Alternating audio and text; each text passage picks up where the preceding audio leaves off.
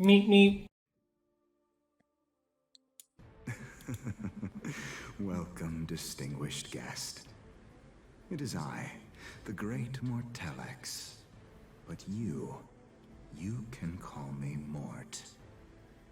I will show you grace by granting you death.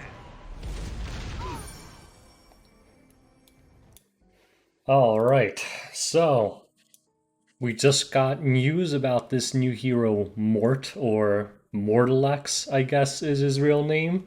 And as always, we're going to do a quick first impressions of him, and then I'm also going to cover the patch notes because I think there's some important stuff in there. But we'll start with the hero preview.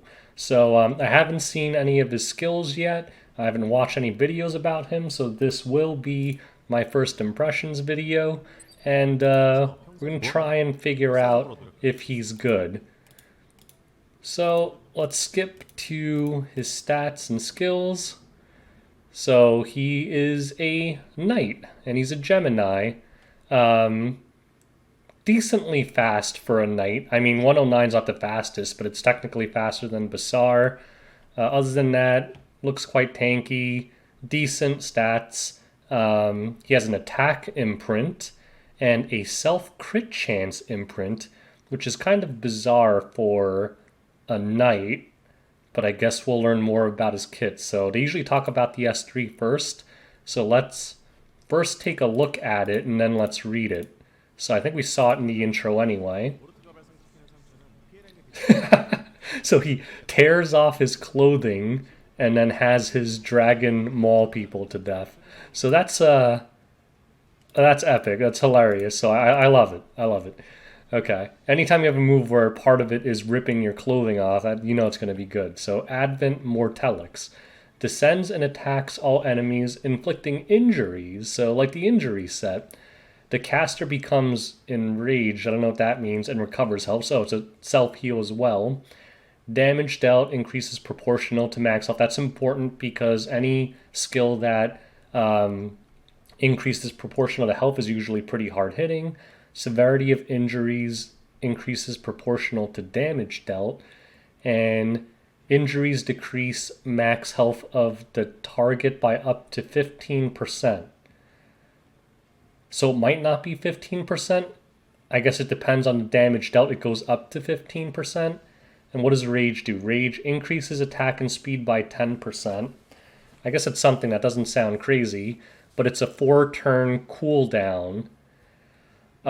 Just looking at this looks like an insane knight ability. So it's a self-heal that does damage proportional to HP, and he has pretty decent base attack to begin with, and it permanently reduces their max HP. So if you can get it to 15% on someone that has like 20k life, so that's about 3,000 max health removed permanently, and he can spam it every 4 turns. I'm just going to go ahead and say this guy looks nuts already. Okay, let's look at his next ability. So it's a passive.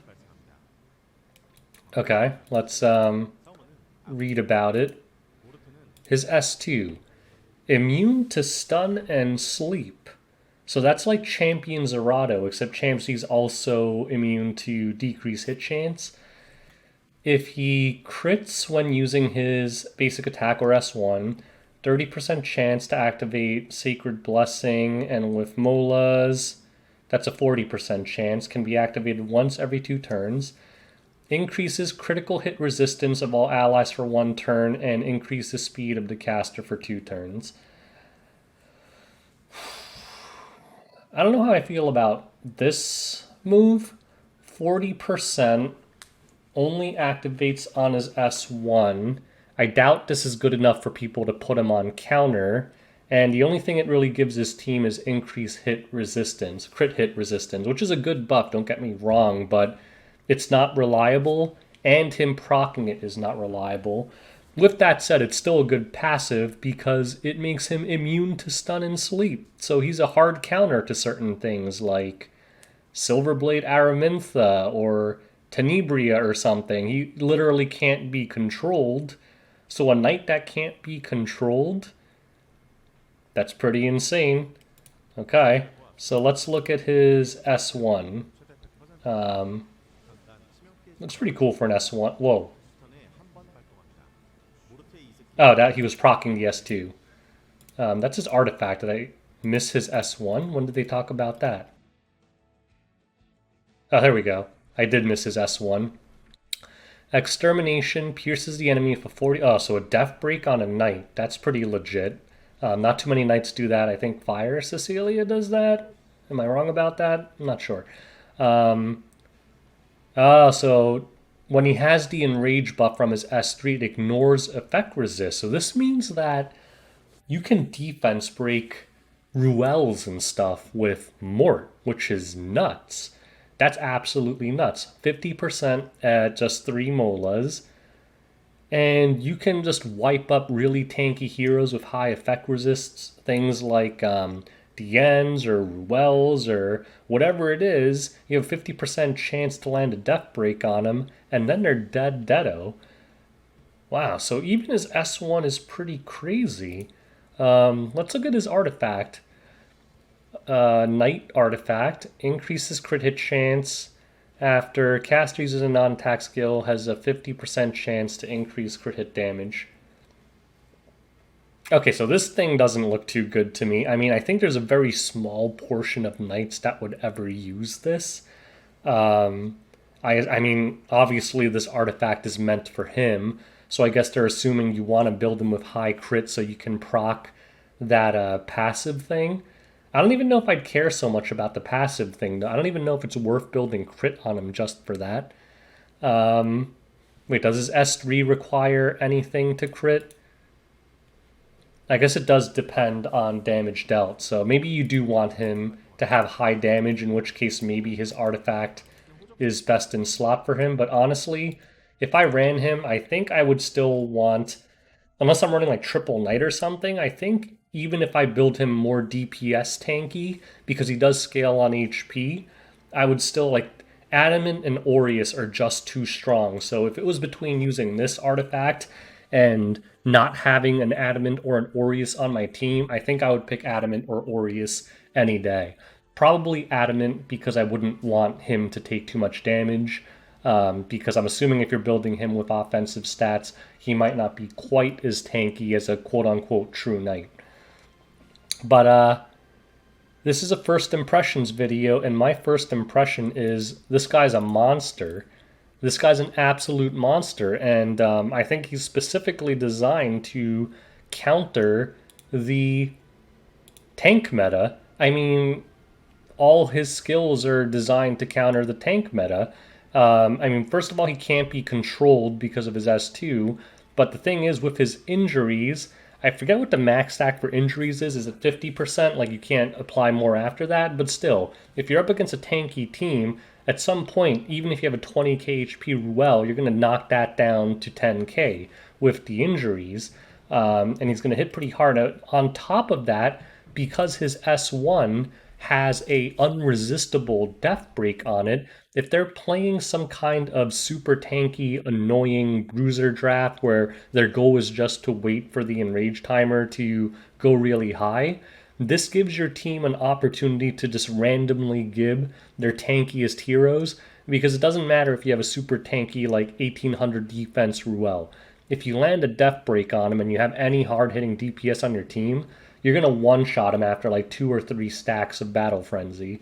So I think this hero is specifically designed to counter bruisers, and I know a lot of people complain about the quote-unquote bruiser meta all the time. I think the Battle Frenzy changes kind of address that anyway, but I think now we have a hero on board to do that as well. So honestly, I don't know how excited I've been for the past few heroes. I think this is definitely up there. I mean, it's an RGB hero, so I was going to pull for it anyway, but I think I might pull for this and actually build it, because you guys, if you follow me, know a lot of times I pull stuff and it just gets immediately benched.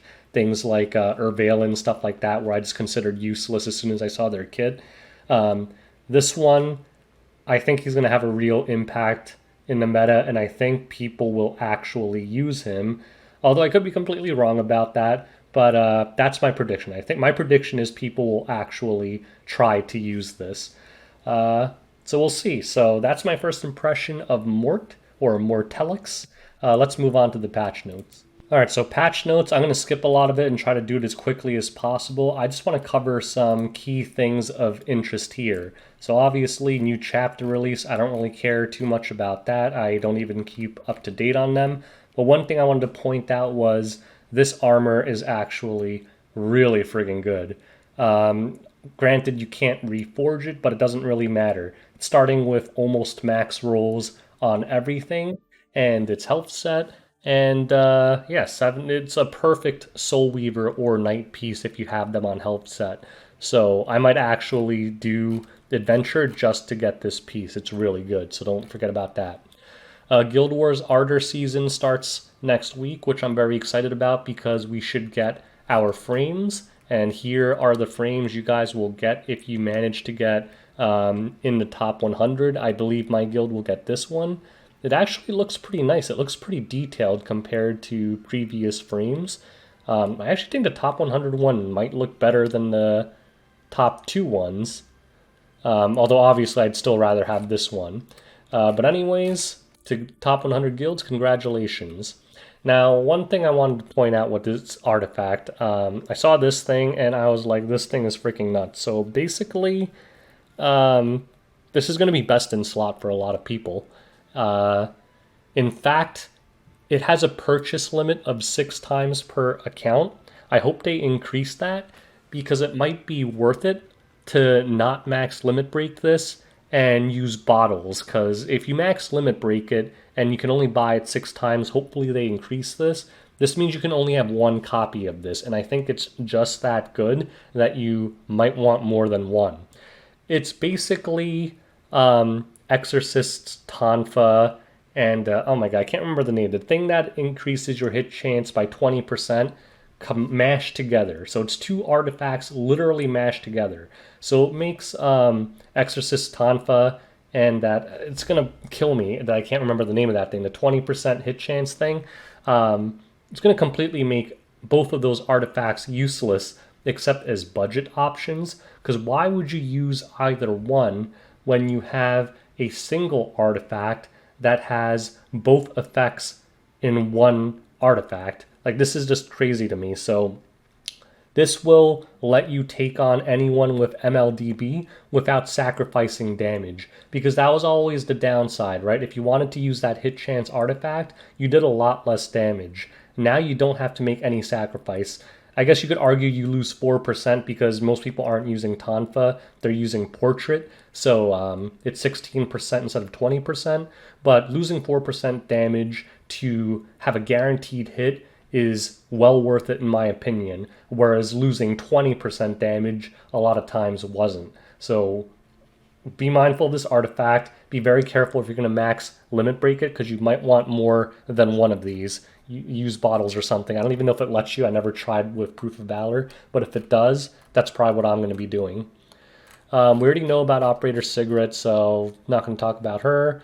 Ravi and Lilius are both very good heroes. If you're resource starved, I would prioritize Lilius. Lilius is way better overall in general content, but Ravi is a very strong hero, and a lot of high-end RTA players actually love her and draft her all the time. So if you want like a strong bruiser and that's a gap in your kit, you might want to consider pulling for her if you have extra bookmarks. And that's about it. You could read the rest of this junk, but I think the main thing I wanted to cover was the artifact and this armor. Definitely get those two. They're both really good. Anyways, we'll wrap up the patch notes. Like I promised, we're going to keep it quick. If you have any questions or want to discuss anything with people, leave it in the comment section below. And until next time, peace out, boys.